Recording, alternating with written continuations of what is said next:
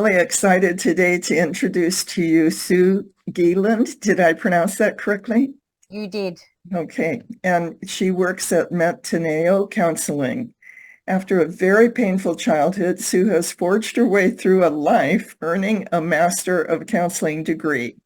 Sue and her husband David have learned the skills needed to make their 36 marriage work. They've got to be doing something really well. She's channeled her knowledge into a Loving We program designed to save marriages by rebuilding the foundations. Okay.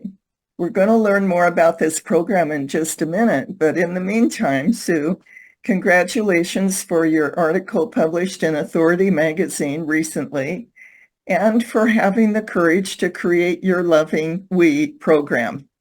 Thank You you. left home at the age of 15. How in the world have you made it so far when you started out with so little support? Uh, that I don't know. I think one of the things, because I sort of came from, sort of major dysfunction, and one of the biggest things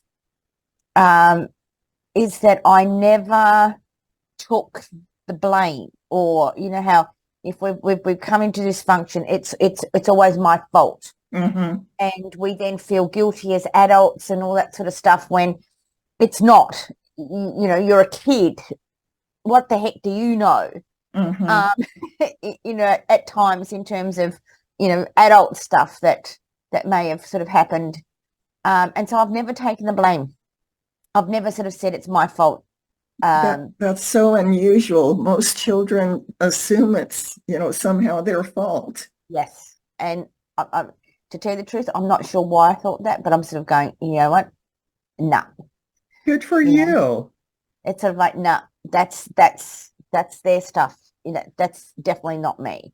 I If am, someone who gosh, was older and wiser should be protecting me, it's definitely not my fault. good for you. I'm so glad to hear that. And it's so unusual to hear that kind of report. So I did. I sort of think that, from there and not recognizing or not taking on someone else's stuff, Mm-hmm. I was able to say, well, I've got to build a life for myself. I've got to, try and find out how to become and what's a good relationship like. Yes.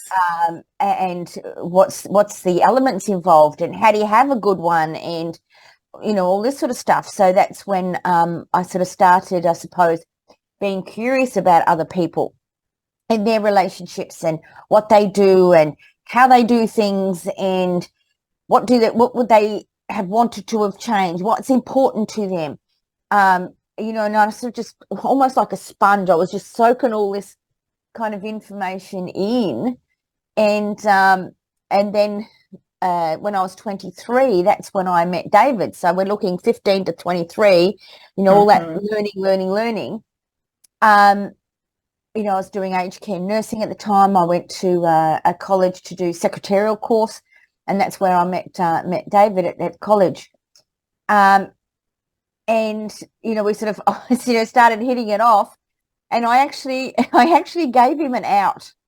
Mm-hmm. I actually sort of said to him, I'm bringing a whole lot of stuff into this relationship from, sort of from the past and stuff like this that I actually don't know how to fix. I wouldn't want to marry me. Oh, gosh. So I sort of said, if you're taking me on, it's got to be with wide open eyes so that you're not blaming me. And listen, for Yes. 36 years, he has never once blamed me for, sort of the stuff in our marriage that was, the baggage, I suppose, from the past. You just kind of stumbled onto the right man, didn't you? I did, which was pretty amazing, actually, to tell you the truth. And so, I just said, okay, well, if you're going to do that and you're going to sort of, going to take me on as I am, we've got to make this work.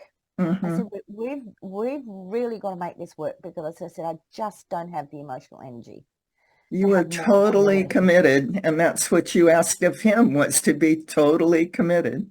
Mm. So we ended up, and I think I sort of said in the article, we ended up sort of talking for a good 3 years before and after Mm-hmm. scenarios. What would you do in that situation? Here's what I think I would do in this situation. Now, what are we going to do in this situation? Mm-hmm. So we just kind of had fun, just You did chatting, it sounds talking, like you did exploring. it sounds like you did a lot of role playing ahead of time. Very much so, very much so. Huge role playing in terms of, what would we do and how would we do things and what choices could we make different and so forth. And then we kind of lived our lives, Mm-hmm. until about, I suppose, yeah. So until about 10 years ago when someone sort of said, how do you do it? How do you last for 25 years? We're Mm-hmm. struggling after one. And as I started sharing, for someone who doesn't feel too well, kind of got the passion in the belly, and they just said, oh, Mm-hmm. this is really good stuff. You should write a Mm-hmm. course or something. And then, I visited your website, and I absolutely loved your emphasis on solution-based counseling. yes, Let's not just talk about it, let's resolve it.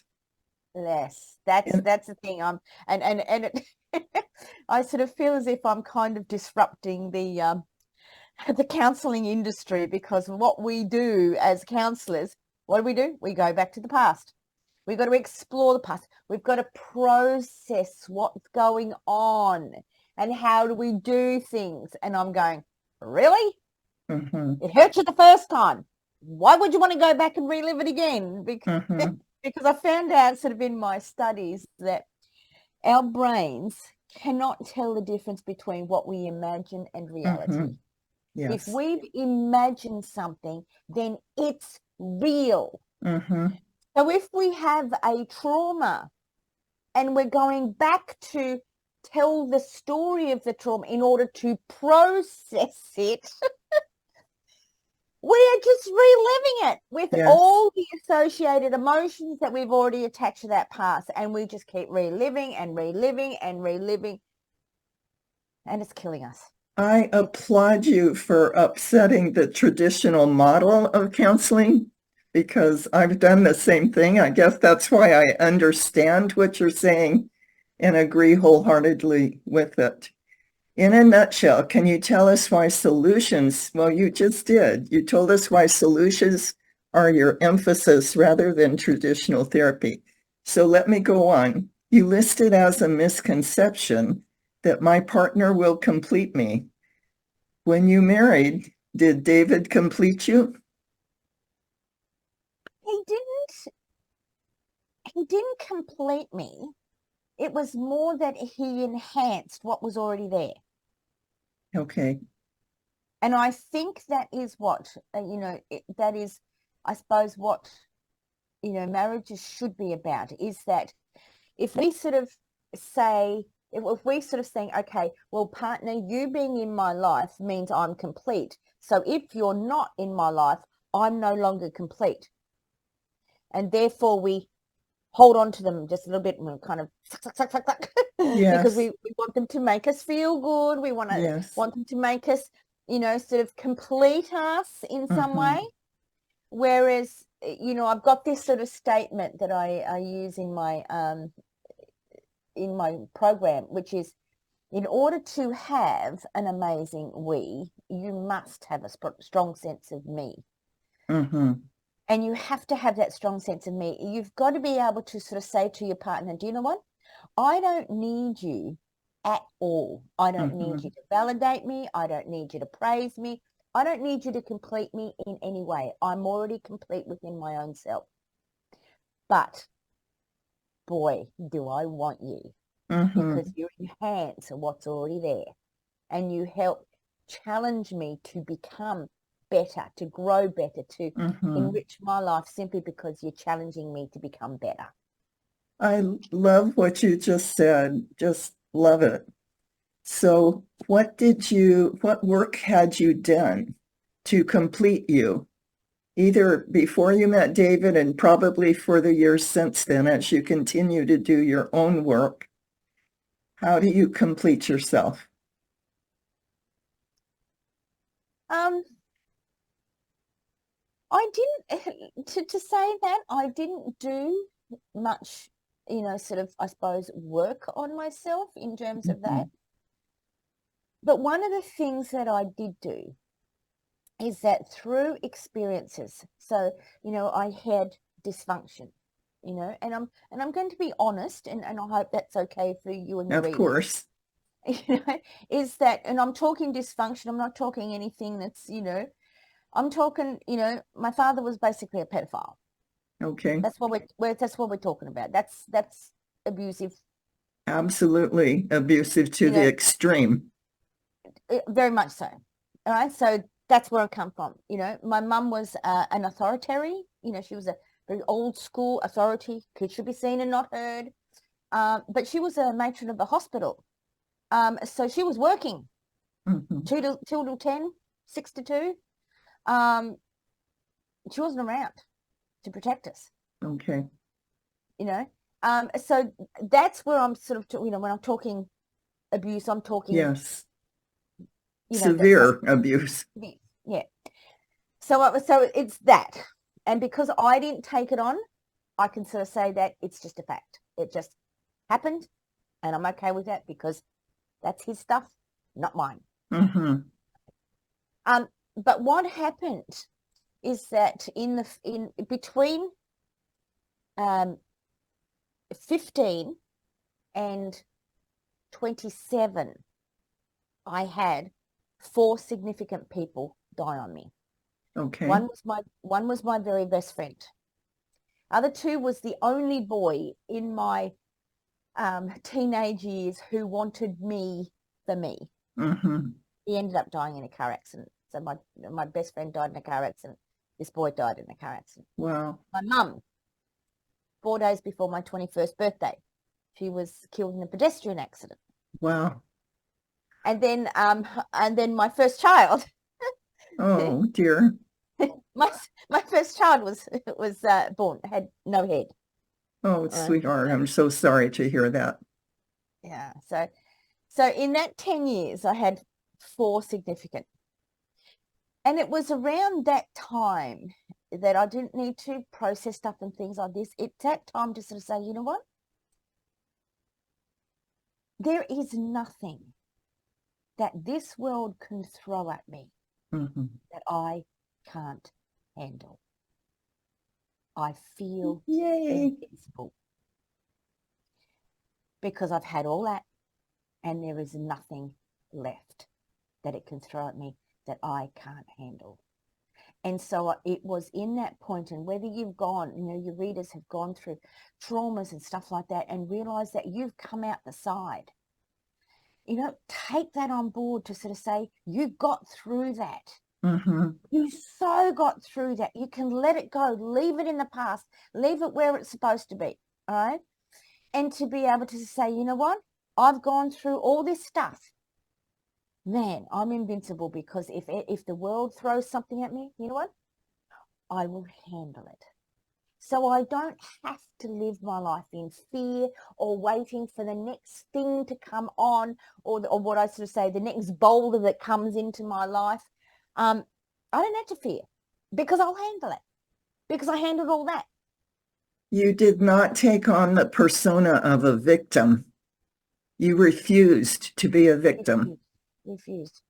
And to realize that my strength lay, in the fact that I didn't have to worry. So, I was able to live my life, I suppose, in joy, happiness, to realize that, whatever happens, I've got the skills, I've got the resources, the resilience to be able to get through that as well. I am so impressed and so proud of you, and it's such an unusual outcome for a story like yours, I'm just very happy that you made those choices to move forward with such positivity.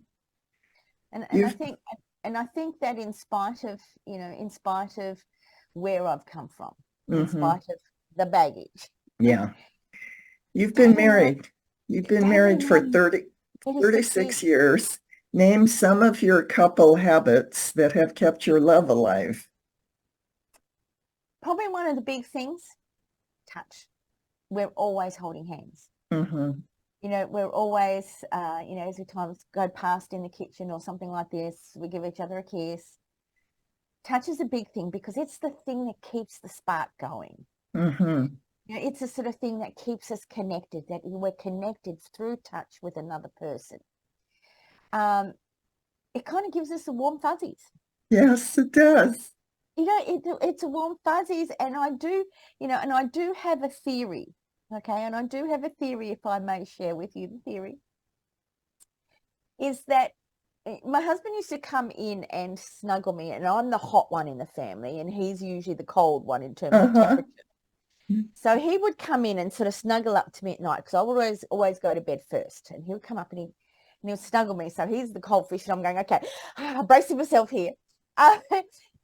He would then say, "Oh man," he said, "I always forget how good this feels." Oh, how sweet.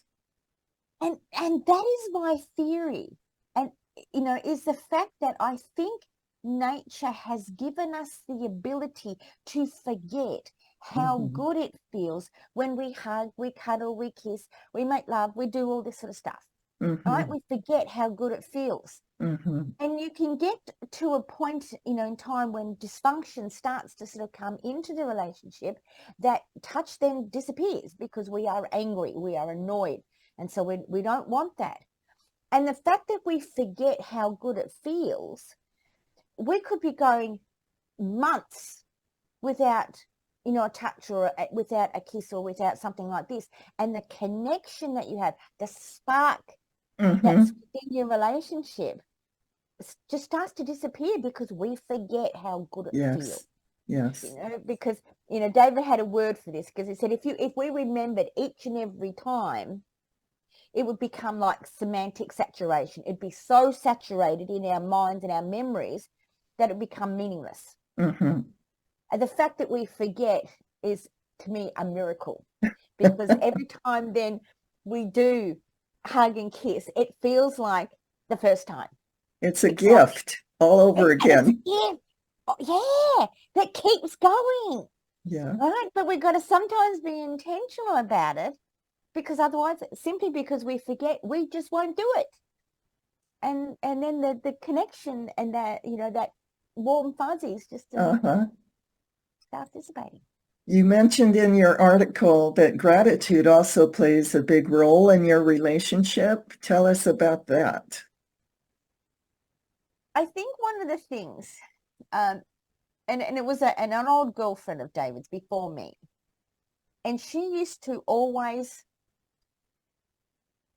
nitpick him all the time, and I said to her, "Why do you do that?" And she said, "Oh, well, his head won't fit in the door if he goes through." And I'm sort of like, that's the dumbest thing I've ever heard. Mm-hmm. And so it was almost that time that I vowed and declared that I would never do that. It would be with David, with my girls, it would always be to lift them up, not drag them down. And so, so then throughout our, sort of, I suppose, our 36 years, that's what we've done. We've built each other up. Mm-hmm. My communication, or I didn't value my own opinion. And David never, and remember, I dropped out of school at grade 10, right? So he's down here. He was doing his Bachelor of Education in physics and chemistry. So he's up here. Language barriers was like, yin and yang here. But in 36 years, I have never heard David say to me, "Sue, that is a dumb, stupid idea. Why would you even think that?" Wow. He would say, I'm hearing what you're saying, but have you thought of this, or have you thought of that? Have you thought of something else? And that grew my ability to think outside the box, until he came to a point when I was 30 and had 2 kids, and so said, "You should go back to uni." And I'm going, "What? You 10 dropout, go to uni?" 4 degrees later, Good for you. And good for Well, David.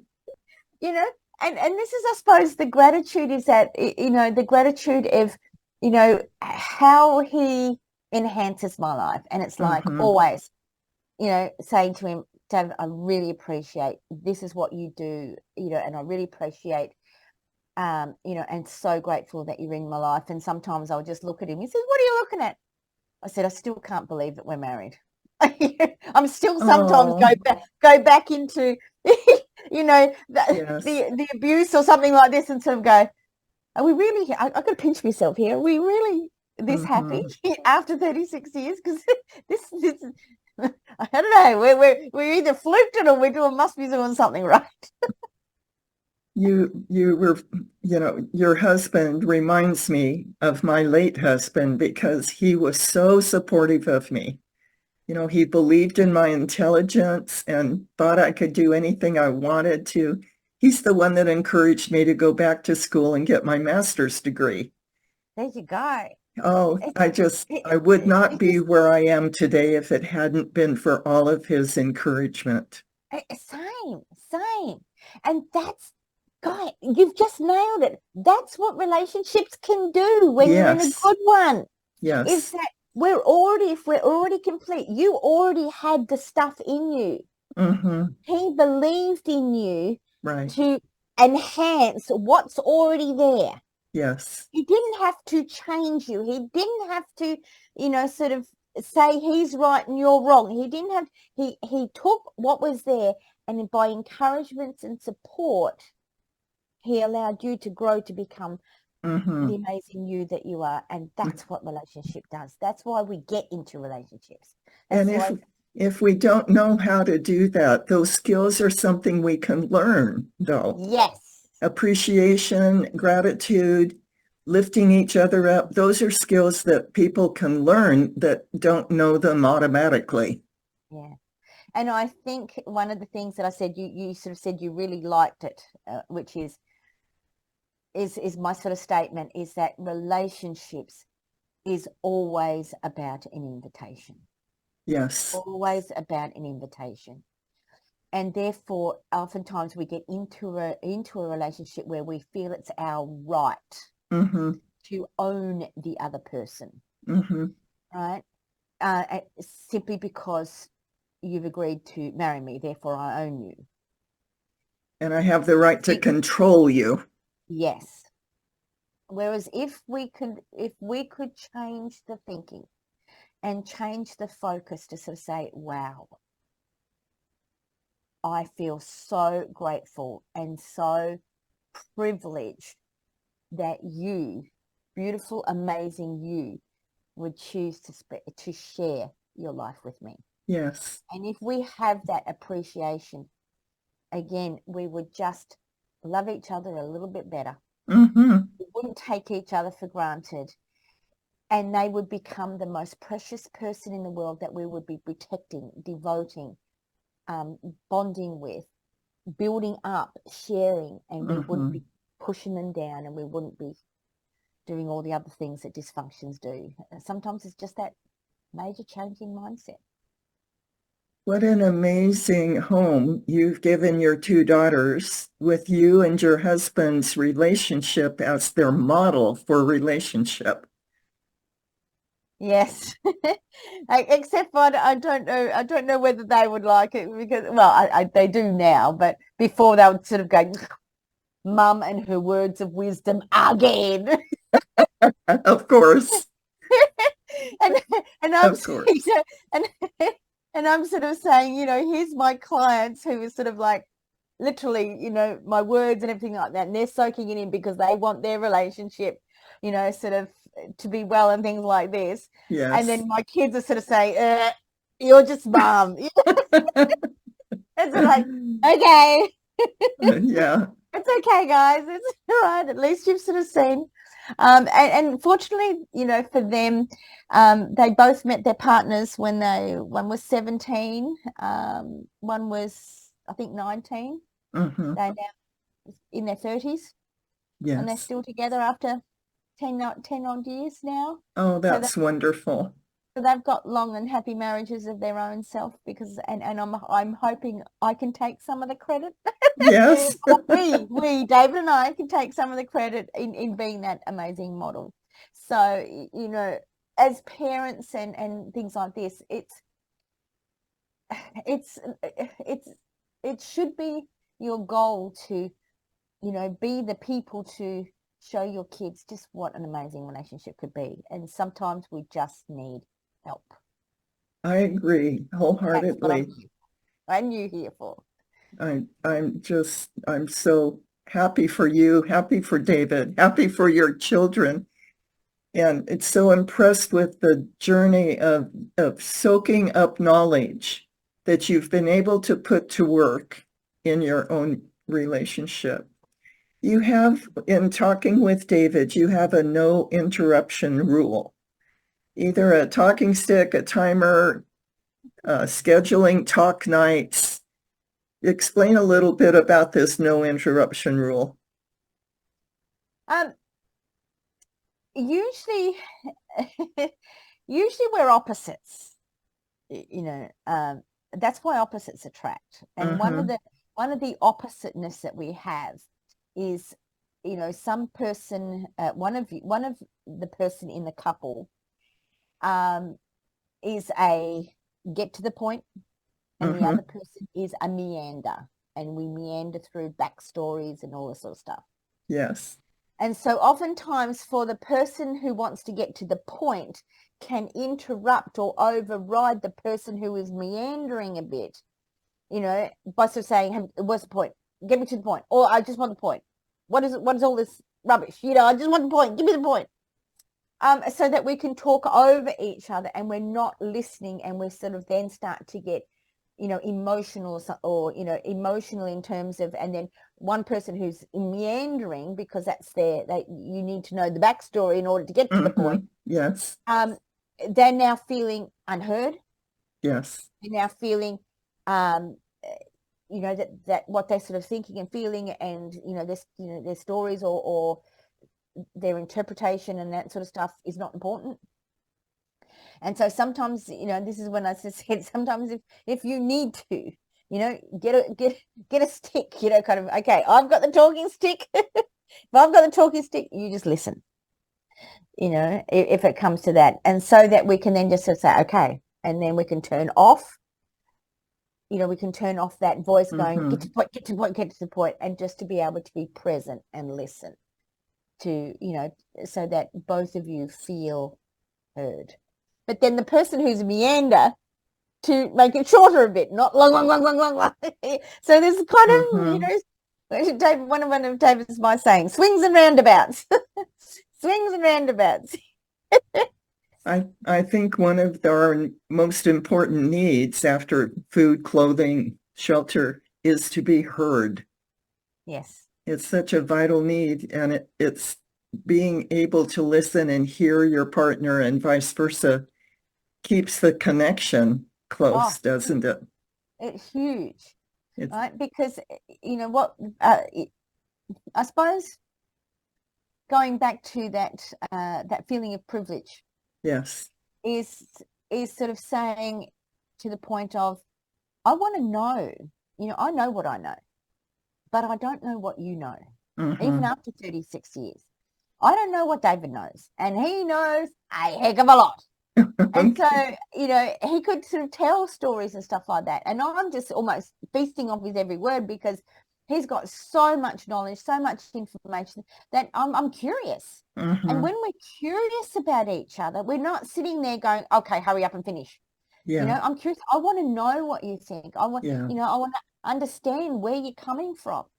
I want to ask you further questions so that we can sort of learn and grow and sort of develop, you know, better, and, you know, that type of thing. So I think that mindset then works through into your communication, of really valuing your partner as the beautiful human being that they are, and that it's your privilege that they happen to want to share their life with you.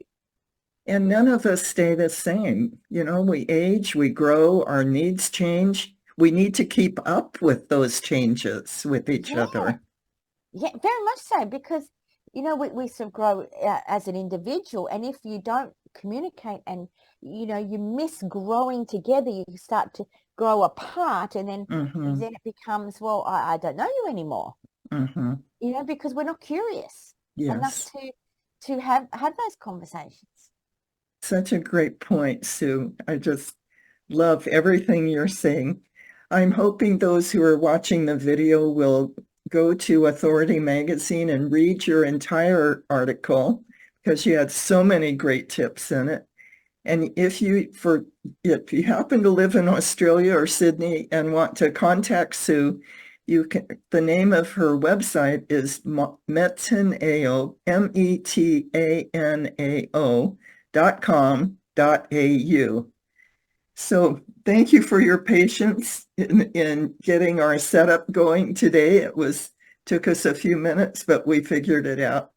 And it was such a delight to meet you. I hope we meet in person at some point in time. Yeah, if I come to America to